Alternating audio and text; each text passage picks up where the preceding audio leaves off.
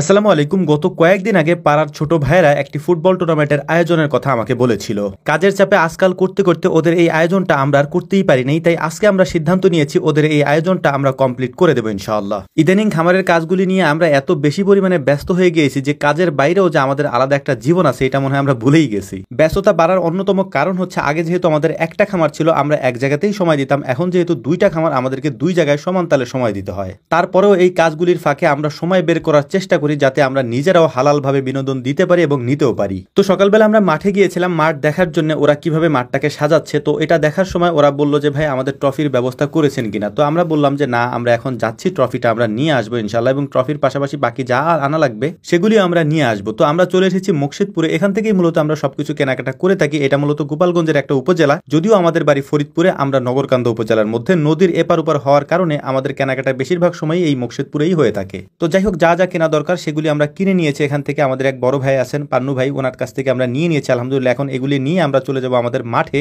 যেহেতু একদিনের মধ্যে এই টুর্নামেন্টটা আমাদেরকে শেষ করতে হবে, অর্থাৎ 4 দলের একটা টুর্নামেন্ট, যেটা আমরা শুরু করব 2টা থেকে, অর্থাৎ দুপুর 2টা থেকে নিয়ে শুরু করে সন্ধ্যার আগেই মূলত আমরা এটাকে শেষ করে ফেলবো এবং ফাইনাল খেলা আজকেই দিয়ে দেবো ইনশাআল্লাহ। তো মাঠে আসার পর আমরা প্লেয়ারদের একটা লটারি করে নিচ্ছিলাম। এর কারণ হচ্ছে এখানে যারা খেলাধুলা করবে এরা সবাই আমাদের এলাকারই, এ কারণেই আমরা 4টা দল ভাগ করে এক একজনকে এক এক দলে দিয়ে দেবো ইনশাআল্লাহ। মাঠ যেহেতু ছোট তাই প্রত্যেকটা দলে আমরা 7 জন করে প্লেয়ার দিয়ে দিয়েছি, অর্থাৎ 4 7 28 জন প্লেয়ারের একটা টুর্নামেন্টের আয়োজন আমরা করেছি। আবার এখান থেকে যারা জয়লাভ করবে অর্থাৎ চ্যাম্পিয়ন হবে, ওই চ্যাম্পিয়নদের সাথে আমরা বড় যারা রয়েছে তাদেরও একটা খেলা রয়েছে ইনশাআল্লাহ। তো মোটামুটি খেলা শুরু হওয়ার পর খুবই উত্তেজনাপূর্ণ খেলা হচ্ছিল, গোল হচ্ছিলই না কোনো পাশে। এর কারণ হচ্ছে সবাই একেবারে হাড্ডাহাড্ডি লড়াই করছিল।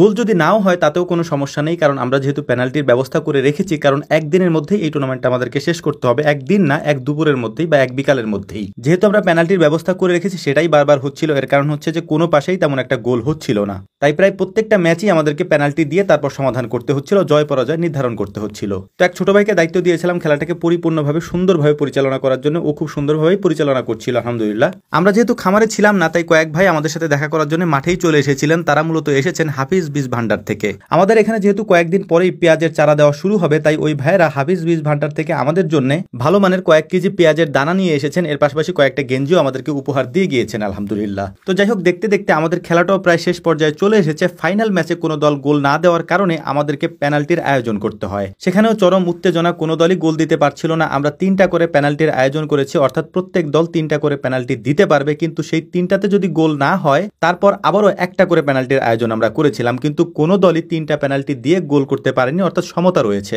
যে কারণেই একটা গোল দিয়ে আমাদেরকে সমাধান করতে হয়েছে এবং এক দলকে বিজয়ী ঘোষণা করতে হয়েছে। এতক্ষণে মূলত আমাদের মূল খেলার আয়োজনটা শেষ হয়ে গিয়েছে। এখন যে খেলাটা রয়েছে সেটা হচ্ছে যারা চ্যাম্পিয়ন হয়েছে, এই